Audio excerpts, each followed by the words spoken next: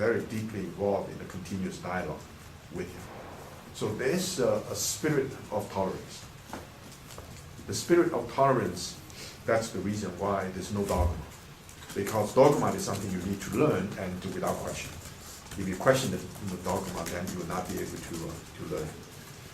And this is probably the reason why in the Confucian world, we talk about East Asia as the Confucian culture area, there's really tolerance for different kind of doctrines or different kind of religions.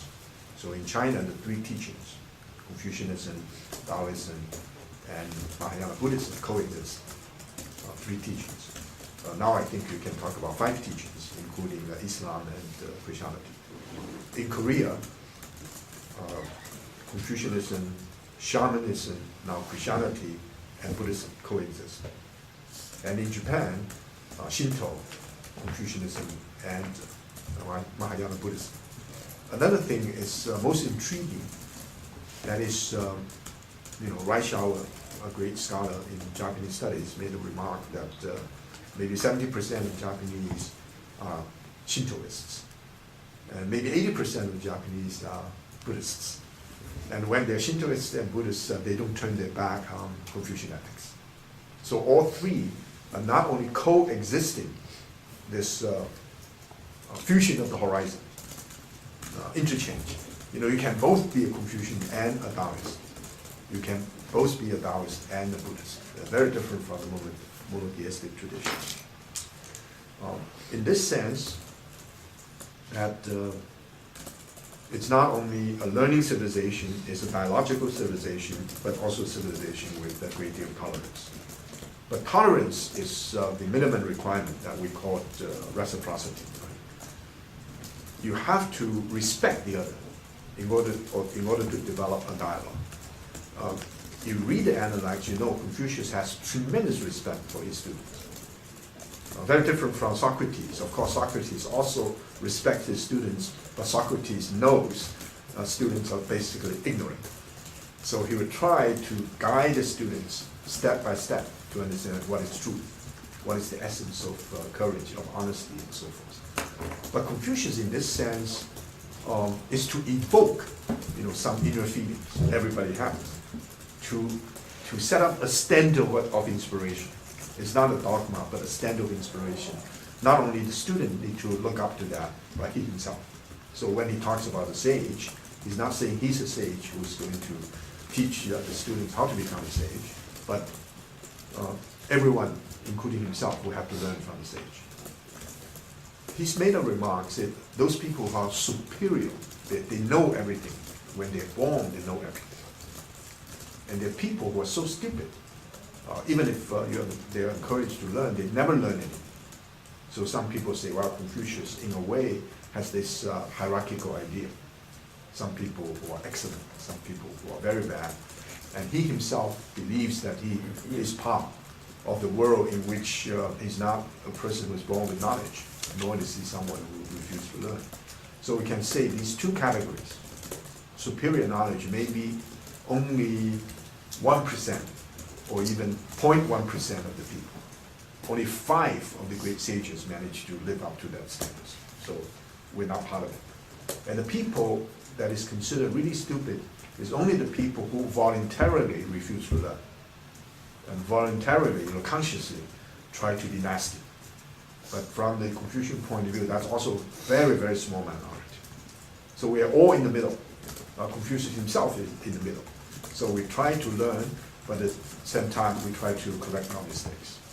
So it's a very commonsensical because it's part of the world.